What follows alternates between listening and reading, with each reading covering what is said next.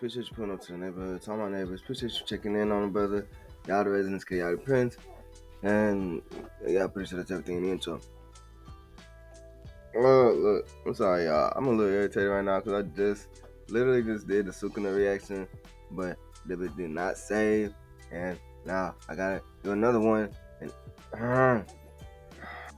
anyway, today we're gonna check out instead Afro the Coldest Motherfucking Samurai. Now look,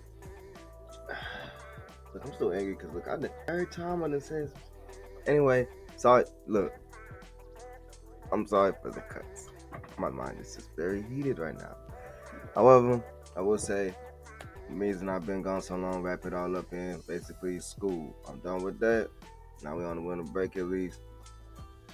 A different grind finna pop out and a routine finna come. So expect greatness. Also, I'm gonna be plugging fashion too. Because I'm colder. It's really for real. I'm a whole designer. Trust me. Y'all gonna see. But anyway, like I said, we got AFRO the Coldest Samurai. Before we go ahead and get into this video though, I need y'all to go ahead and hit that like button for me. Knock it up.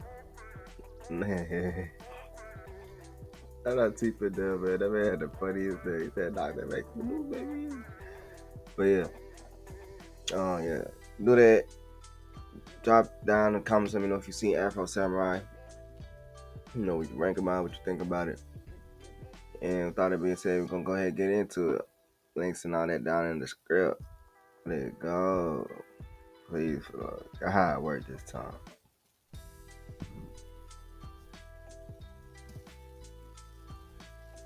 So why they fighting the back? No, CJ, that Sukuna video was valid as fuck. I'm not gonna lie. Alright, now let's see what you got. Ooh, boy, I've been waiting on the Afro one too.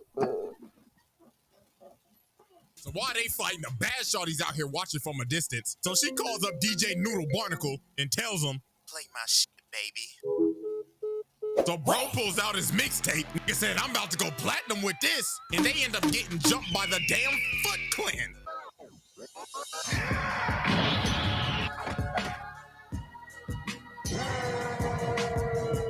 All right, ladies and gentlemen. It is time to return once again to the round table of Black Air Force activity, a series that we observe and analyze 2D niggas going to beat the shit out of other 2D niggas for our joy and entertainment. And ladies and gentlemen, without wasting time, I'm gonna just go ahead and tell you. Today, we is going over one of the coldest niggas to ever grace a manga panel in animation itself. And not to mention the nigga's riz is unspoken. But ladies and gentlemen, the coldest samurai to ever do it, this nigga Afro. I mean, come on, y'all. This man was so cold, they had to get Samuel L. Jackson to voice this nigga. I mean, what more evidence do you need? I mean, I'm still gonna do the trial and shit, but y'all already know we got the evidence on deck, so strap in, get some popcorn, and without further ado, Exhibit A. Yeah, alrighty, ladies and gentlemen. Now, to understand how this man became the coldest nigga to ever walk the earth, we gotta go back to the past. Now, as we can see, Afro is a little ugly ass jit. I ain't even gonna lie to you. You cannot tell me that bro is not built. Bro, look at it. Ain't no. I was like, this is Afro. I said, oh my gosh, why little black babies always gotta be ugly? The black ass NPCs from Sonic Unleashed. That big ass bobblehead. This nigga is a Funko Pop. And then look at this man, dad. This man looking cold as a mug. So Afro's dad has the #1 headband. And you see, the #1 headband in this world basically means you is the coldest man to walk the earth. You is him. But there comes some baggage with it. Because everybody's your op. Everybody wants the goddamn headband. But you have to have the #2 headband to challenge the #1. So Afro's dad is about to face off against the #2 headband. Now you see, the holder of the #2 headband is this man named Justice. But to be honest with ourselves, this is literally Freddy Krueger. Bro decided to make a guest appearance. So this man Freddy wasted no time. Bro pulled out the dual revolvers and started blasting. But that man Afro's dad was the coldest man on the earth for a reason. He started blitzing bro. Had this man on his heels tiptoeing back to Elm Street. So as he has bro right where he wants him, he goes in for the kill shot. But unfortunately, Freddy had tricks up his sleeves. He decapitates this nigga right in front of his son. Fatality. And then this man picks up his head, takes off the #1 headband, and throws it at this little nigga. He said, "Here's your nappy-headed ass daddy head, boy." So then he walks up to Afro, this traumatized kid that just saw his dad's head get cut off, and he says, "Ooh, it's unfortunate you had to see that little nigga. But it's all good, though. Because guess what? You fed or what? New op pack in the air, this gas or what? Still be alive right now if you nigga. It's a pack watch on Elm Street, nigga!" So after Afro witnessed Freddy Krueger put his dad in a pack and smoke it right in front of his face, his quest for revenge began. Now, I ain't gonna lie, the man went through some tough times. Bro got jumped by some bandits while they was playing with his dad's skull. Bro said, "Fetch, little nigga," and sends him flying and leaves him for dead. But he ends up getting found by Gino in Otsuru, and he ends up getting raised in a sword-fighting orphanage and trained in sword fighting under his master, who is going to be very important later on. So one day, Afro's out with Gino in Otsuru selling some fruit, and he ends up overhearing these dudes talking about, "Hey, so is #2 really back in town?" "Yeah, man, apparently he's back from smoking all the ops." So this man Afro overheard this, and he decided, I'ma go jump this nigga. So later on, he runs up on bro, beating some cheeks in the room. "Hey, yo, what the fuck?" And runs up on him like, "What #2, nigga?" And bro's like, "Hey, bro, chill. You see me busy up in here, don't you?" Yeah, fuck all that. Her booty stank anyways. Where's #2, nigga?" So bro tried to pull out the strap, but Afro slits his throat, makes his shorty pass out, and just straight up murders bro.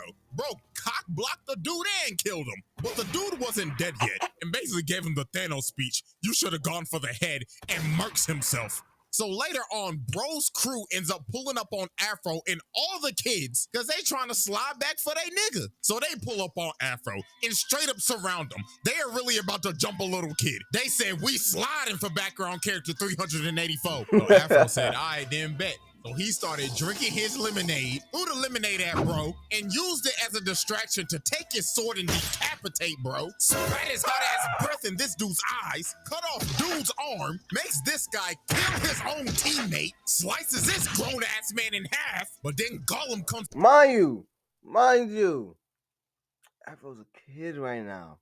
He's still a kid. This is a kid.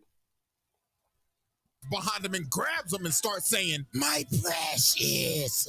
But Afro headbutts him, bro misfires and gets a betrayal. But then this ugly bum right here ends up whacking him, this Pirates of the Caribbean reject looking motherfucker. Then bro starts stepping on him and saying, "Yeah, we sliding for our nigga, Reg, cuh." But one of the kids ends up throwing a spear at him and cutting off his ear. This nigga's Mike Tyson. Then Afro jumps up and shoves this blade in bro's neck. But then Afro started saying, "Where's #2? I'ma kill that nigga." But then bro told him the #2 is dead and somebody done already killed him. So this is where we're going to end our first flashback sequence, because this is just the first one. Everything will make sense later. Yeah. Now we go to the present. Now, as we can see, Afro is the holder of the #2 headband, and he is about to get jumped. So this bandit walk up and he like, well, looks like this the end of the ride. Dave.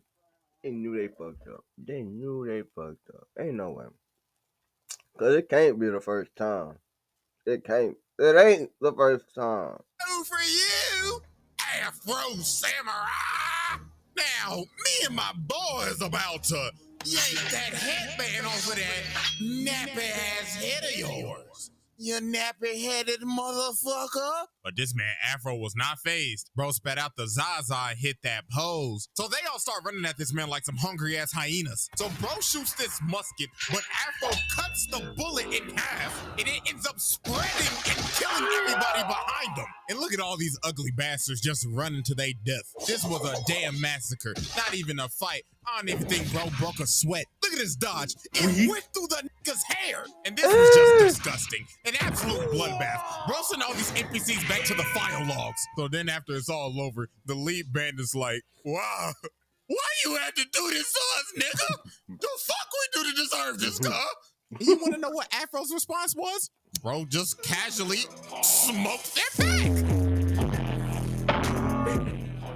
Bruh said, "Rip, bum-ass nigga." Then after that, he went to his imaginary friend Ninja. Nah, he got inspired by #1. Current #1. He said, "Shit, all right, that's what we do then. We kill you and then we smoke your fat."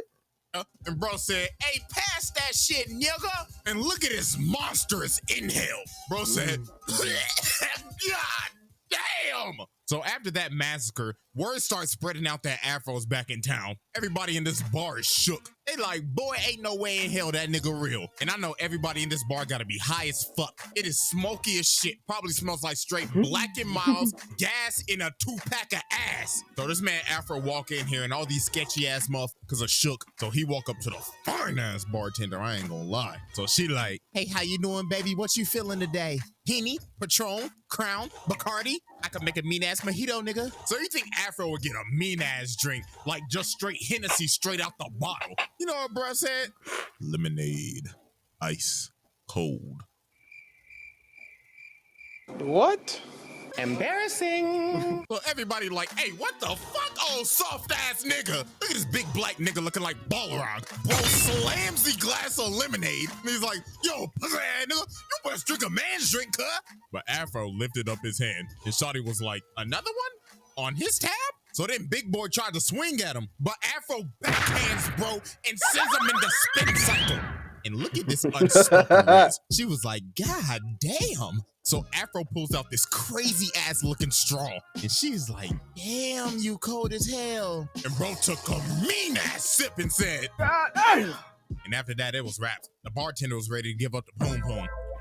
So after Afro left the bar, some dude from the bar followed him, and he ends up pulling out this big ass crossbow and just started shooting. Bro came ready to hit a lick. So while Afro's blocking off, I had a hard time. I remember the first time I watched this anime. I had a hard time trying to place where the fuck they was putting this shit in, bro. I was like, what time period, what placement, what? I just said this is a black anime. School any logic. This is just a black ass anime. Like it's the olden times with smartness cranked up to infinity, bro. Like. all the arrows, bro got desperate, so he pulled out the noob tube. Bro said, "I'm getting that headband at any means cost." But Afro came down and just made light work of him. Bro stabbed him in the head. Bro said, "Night, night, motherfucker." But after he washed this idiot is where stuff got crazy. This big ass nigga comes from the top of the cliff, pulls out this made no sense. RPG. And bro shot that thing, and Afro got blown off a cliff. That brother is slumped. So after Afro gets blown off a cliff, he ends up getting found and taken care of by this, oh my God, just yacht of a, I guess when you just the #2 coldest nigga in the world, you usually get all the bad bitches, don't you? But shawty was so bad, she even had this man Afro mesmerized. He ended up seeing her butt booty naked. She looked at him like, "Hey." And bro just looked at her and said, "Yacht." But little did Afro know, shawty was two-timing him the whole time. She was working with the goddamn Peanut Head Collective, the ones that shot Afro off the cliff. So she asked him to stay. She like, "Hey, so can you watch these fireworks with me?" So they went outside, started watching these fireworks, and she just got freaky as shit. She started rubbing up on this man's arms, started kissing him. So obviously, that man Afro was like, "Oh, I'm busting the shit out of these chicks." And yeah, you know what happened next. Turn on the R&B music, nigga. It's something about the girl. These are my hands, YouTube. These are my hands. As you can see, I'm just clapping to congratulate a young nigga for getting some ass. So after Afro dropped off the BBC Glizzy Destruction, shawty said, "Fuck all this, I can't do this no more." She ends up betraying the League of Peanut Heads because she was like, "Nah, I can't do this. The BBC too good." But actually, the reason was, this is actually his childhood friend Otsuru the whole time, the one that straight up found him when he was left for dead. And she said she wanted to watch the fireworks with him before she died. So while they having this sentimental ass conversation, they end up getting ran up on by the ops. So Afro's telling this shawty, "You need to get the stepping button." And the Peanut Head on top like, "Stupid bitch, letting the BBC hypnotize you and shit." And then they just straight up burnt the house down, bro. And this man Afro was hurt. But this done made the man even more revenge driven. Bro was like, first my dad, now my shawty? Nah, nigga, that ain't gonna do. And then this man Ninja come out and he started talking, saying, hey, my brother, I mean, at least you got the hit. Now keep this pick that she gave you and pick out that nappy ass head, boy. So Afro goes up and runs up on the Empty Seven clan, or basically what I've been calling them the whole time, the League of Peanut Heads or the Peanut Head Collective. I mean, they basically the League of Shadows with peanut heads. But anyways, they ended up making a robot clone of this man. Look at his blood, his face, and his doppelganger. Bro doing the same thing that he doing. So Afro started getting into it with the Afro bot, but I ain't gonna lie, Afro was getting whooped. And then the peanut heads on top like, yes, my brothers, witness that nappy-headed ass nigga get his ass whooped. But that man Afro had to lock in, so that man had to unlock the earliest form of Ultra Instinct, but we ain't know what the hell to call this back in 2007, so he unlocked the power of Bob and Weave. And look at his elegant ass jump. Then he just slices bro right down the middle. Made light work of that phony ass AI. So later on, while he's basically raiding their palace, he ends up running up on this one peanut head, and bro is just sitting there with some damn headphones on his head. I don't know what bro listening to, but it sounded like he listened to some party leaks. Bro saying, she suck on my dick. I put out her back. Look at the floor. Look that BBC. Then bro just starts pouring some tea, then just starts bowing down saying, please just let me listen to my Cardi leaks in peace. So after Afro passed him, he ends up running up on the big ass dude that shot him off the cliff. But Afro made short work of this bozo. Bro came from the roof and said, this is for my shawty. But then dude spawned more peanut heads from his backpack. This nigga is Cell, bro, just pooped out the Cell Juniors. So they straight up surround him. So this one run at him, but Afro shoves the sheath of the sword in his chest, and he just throws him at the other dude. And bro's like, oh shit, get off me, brother five. But Afro just picks up this sword and just makes a peanut kebab. So about 5 minutes later, he walks into this next room, and Blood right here think he playing Splinter Cell. Bro thinks he's camouflaging the bodies with his night vision, but this man probably had the most brutal death in this entire show. So he trying to sneak him, but then he looking in the thing, he like, wait a minute, where'd he go? Afro pops this man's eyes out, then shoves the thing in his eye sockets. Oh my goodness. But nah, what's even more crazy, this damn Afro bot came back. So then they start having the fight of the century. This hoe goes up to Kingdom Come, and then they just start fighting while falling through the clouds. But that man Afro got a good stab on him, and the robot was like, oh shit, danger, danger. And Afro just slams the robot back into the palace. And then the sword comes down right into its head, and the robot ends up blowing a load. Pause, but literally. No, literally. Nigga said, literally. That felt good. So after Afro cooked the entire League of Peanut Heads and spun back for his shawty, he ends up running up on a man with a teddy bear on his head. And he's like, I've been waiting a long time for this, Afro Samurai.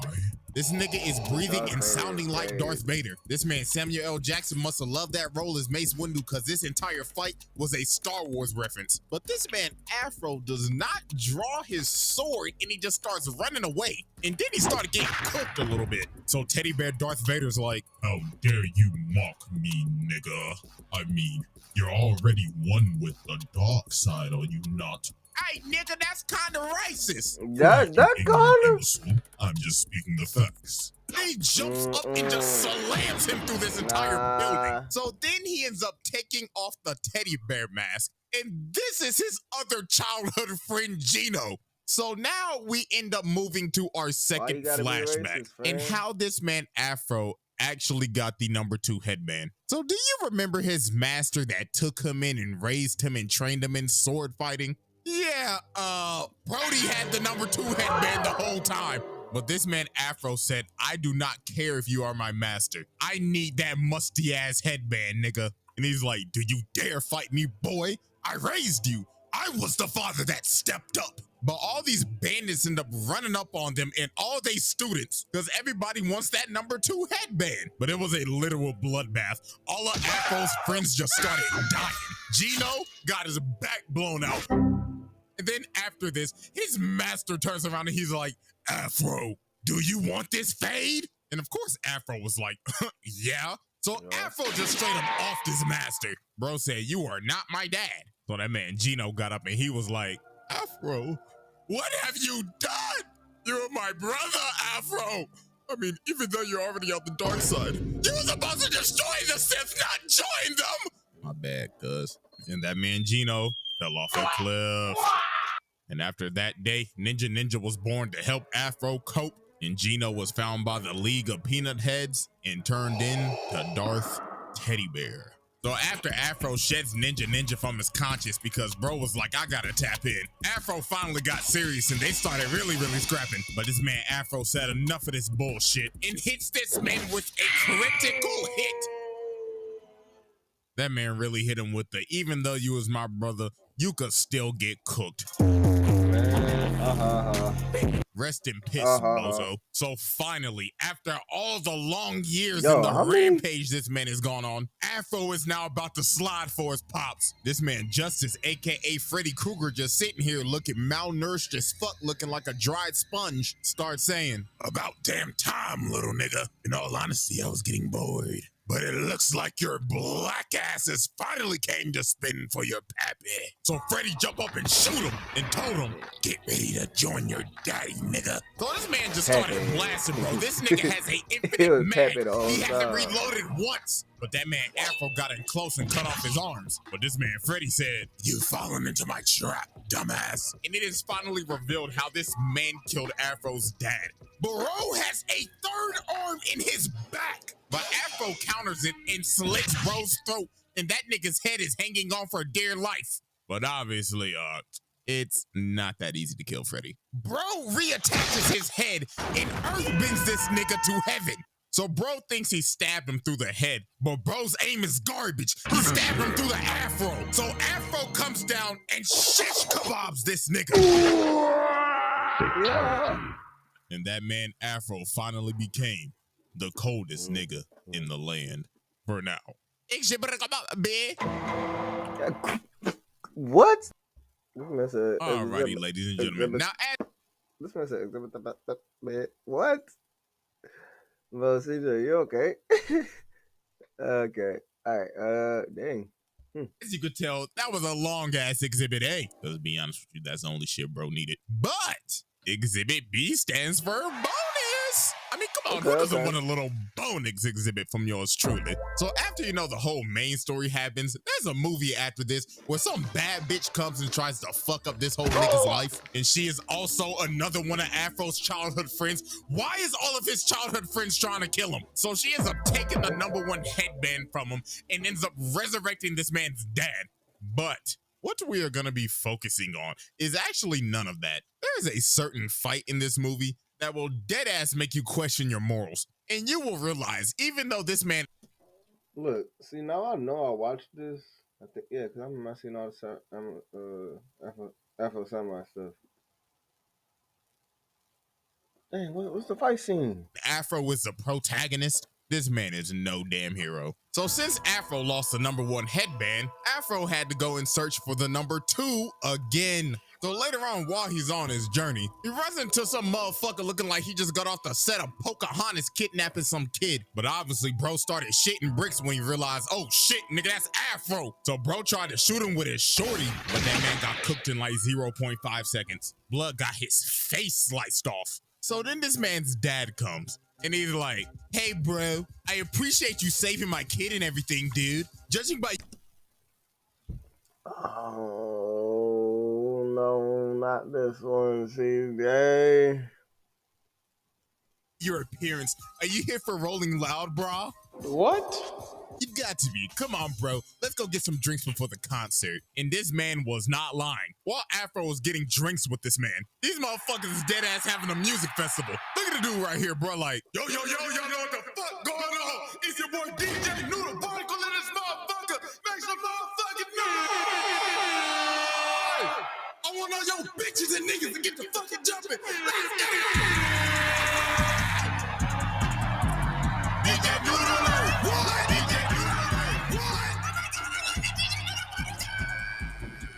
So while everybody's outside right now enjoying Rolling Loud with DJ Noodle, Afro's in here with the mystery man. So bro's like, cheers, bro. Watch me shotgun this shit.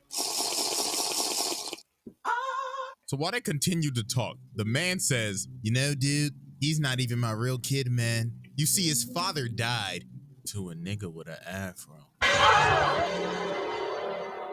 So yeah, this is a number 2 headband holder, Shichiguro. But see, here's the thing. Bro actually has good intentions because he wants to hide the number 2 headband to stop the bloodshed. All right, neighbors, back at it. Last one cut out. So we're gonna just slice this in where it go, you know what I'm saying? Yes, sir, let's go. So yeah, this is a number 2 headband holder, Shichiguro. But see, here's the thing. Bro actually has good intentions because he wants to hide the number 2 headband to stop the bloodshed. But this man, Afro, did not care at all. Bro will stop at nothing to get that musty ass headband. So they go outside and they about to duel. So Shichiguro's like, you know, bro, I really thought we could have been good friends, bro. But Yeah, it's like, damn, Afro.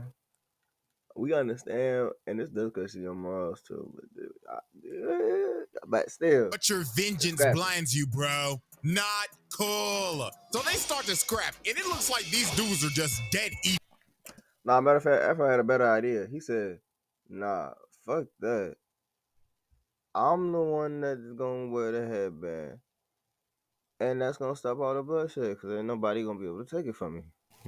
So Afro tries to land a strike, but bro stops it with chains on his forearm, and he just got this big ass chain hanging. Bro got all this ice. This nigga Karapika. All bro missing is a shovel. So he just started. CJ, what's going on, bro? I know you know better than you've been saying these names this whole. What's up? I feel like you're doing this on purpose. Whipping that hoe had Afro on his heels. So Afro said, to hell with this. Let's have a change of scenery. So they run out to the festival and start fighting in front of everybody. They even started fighting in the damn float. So while they fighting, the bad shorty's out here watching from a distance. So she calls up DJ Noodle Barnacle and tells him, play my shit, baby. So bro pulls out his mixtape. Nigga said, I'm about to go platinum with this. And they end up getting jumped by the damn Foot Clan. I guess this man Shredder said, y'all best get ready for my trial. So this man Afro had to deal with these middle of the boss fight NPCs. So after these two literally murder the entire Foot Clan, Chichiguro's like, let's go ahead, finish this off, brah. Mano a mano, bro. So they started scrapping again and they are still dead even. But this man Afro pulled out one of the dirtiest tricks I have ever seen. DJ Noodle Barnacle drops from the float. Afro grabs him and pushes him to Shichiguro, uses him as a body shield, and stabs Shichiguro through the DJ. Bro, ain't no way this nigga just used DJ Noodle Barnacle as a body shield. And that man ended up killing Shichiguro and taking that number 2 headband back right in front of his son. This man Afro has basically killed both of this little kid's father figures. And before he left, he had to say a prayer for that pack. God is good. God is great.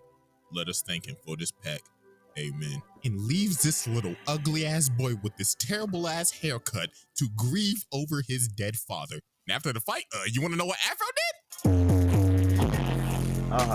did? But no.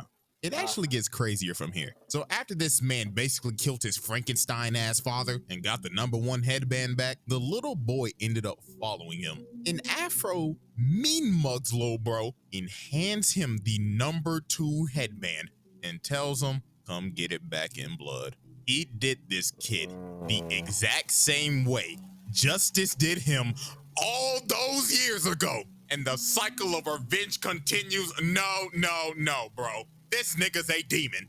Well, that's a dark way to end off a video. Well, at least it can't possibly get worse than this. A little longer than a few minutes later. Down in the manga at the end, Kotaro face off with Afro, but he... Oh, I'm a fucking puke. I'm fucking sick!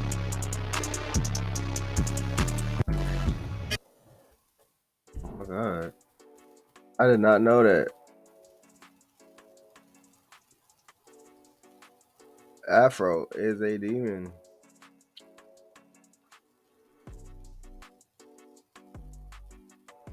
Slap that man on the table. Hey, look. That man don't leave nothing to chance. Alright, shit. CJ, you step in, bro. You step in. You standing on business with these videos. Stay with that. Yeah, look, I got a lot to do, so I ain't finna hold y'all no more. Let me know what y'all think down in the comments and all that. I'm finna get back in my world. I'm gonna let y'all get to yours. Man, universes collide in the neighborhood someday. New to the neighborhood, stop being a stranger, become a neighbor. Hit that subscribe button. Get you some plots to the shop. Tell my neighbors. I'll see y'all later.